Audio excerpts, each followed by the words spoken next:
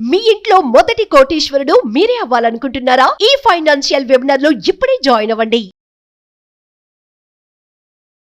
Hello నమస్తే, welcome to Suman TV. ప్రస్తుతం మనతో chartered wealth manager and mutual funds distributor అయిన రమా రాజేష్ గారు ఉన్నారు. వీరితో ఈరోజు కొన్ని విషయాన్ని మనం డిస్కస్ చేద్దాం.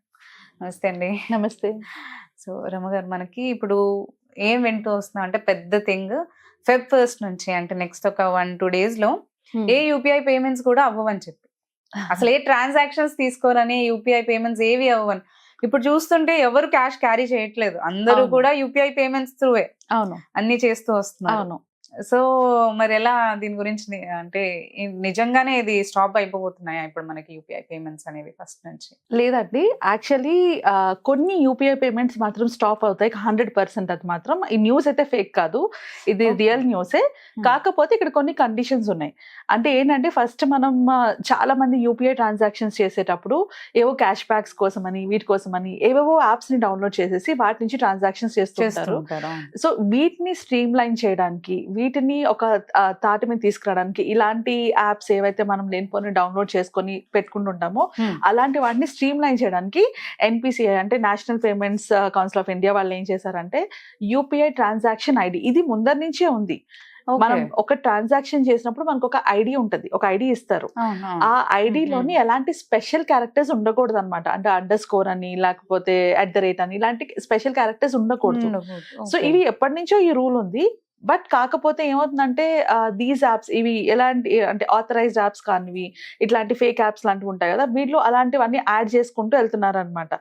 సో కొన్నిసార్లు మంచి యాప్స్ అంటే ఫేక్ కాదు, బట్ వాళ్ళు ఎన్నిసార్లు వీళ్ళు చెప్తున్నా కూడా దానికి ఎదరై ఉండట్లేదు.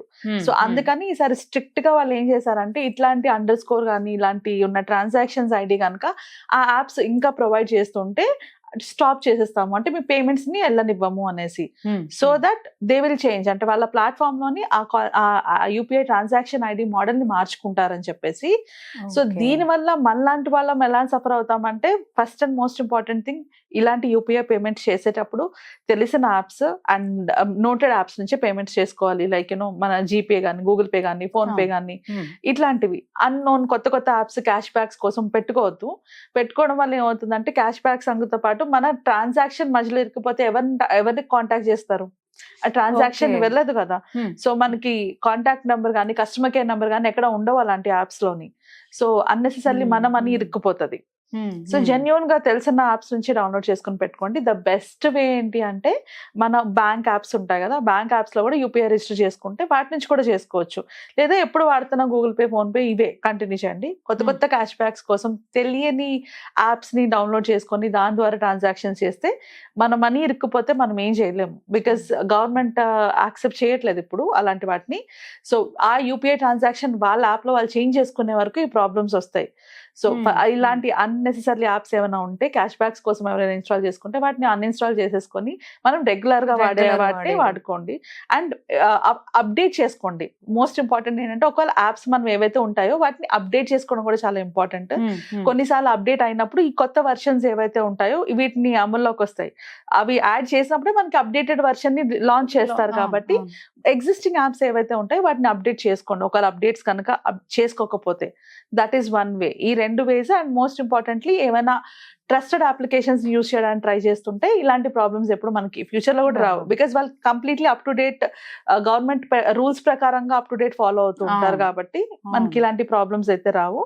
And most importantly customer care number ఏదైతే ఉందో ఒక్కసారి కాంటాక్ట్ అయ్యి ఇది ఇలా అప్డేట్ అయింది లేదా తెలుసుకోండి, ఒకవేళ ఇన్ కేస్ ఉంటే గనక.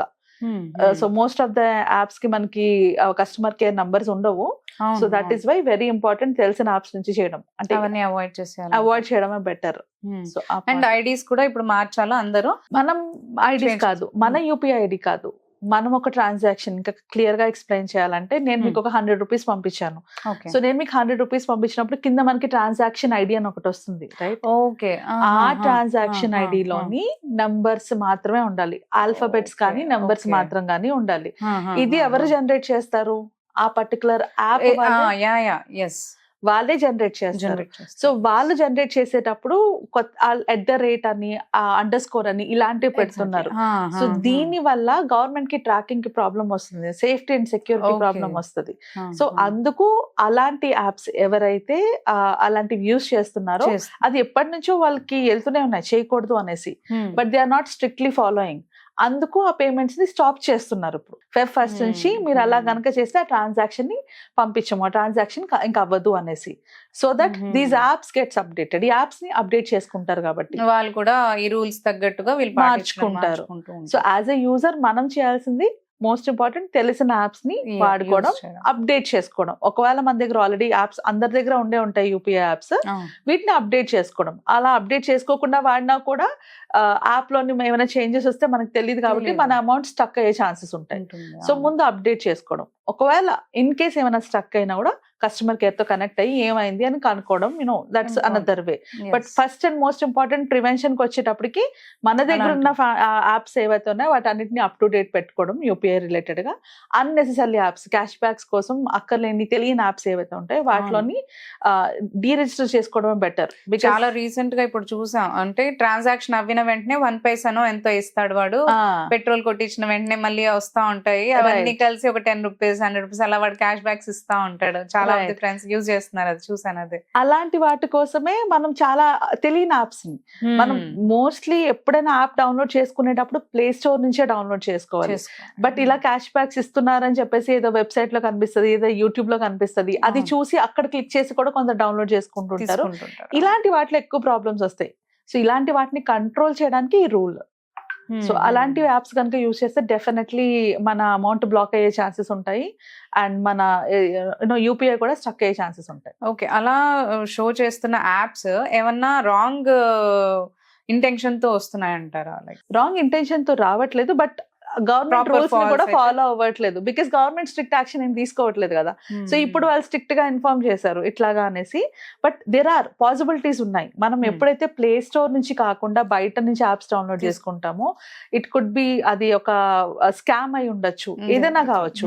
సో ఎప్పుడైనా కూడా ఇన్ జనరల్ గా కూడా మనం ఏ యాప్ డౌన్లోడ్ చేసుకున్నా అది ప్లే స్టోర్ నుంచే రావాలి.